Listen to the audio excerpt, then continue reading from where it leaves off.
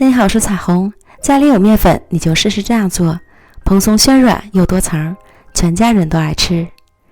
首先在300克普通面粉里加入3克酵母，搅和搅和，少量多次的加入170克35度左右的温水。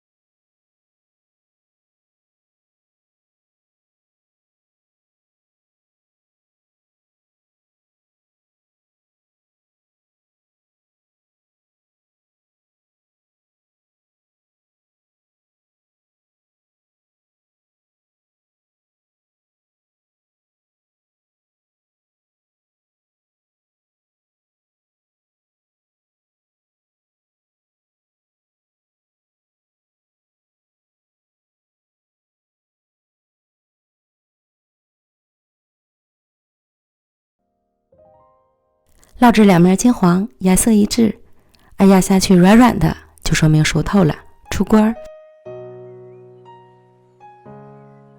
这样柔软好吃的豆沙三角饼就做好了，个个圆润饱满，蓬松暄软，层次丰富，每一层都布满了香甜的豆沙馅儿。发面饼这样做比面包还香，全家人都爱吃。喜欢的朋友就赶快试试吧。美食天天更新，咱们明天见，拜拜。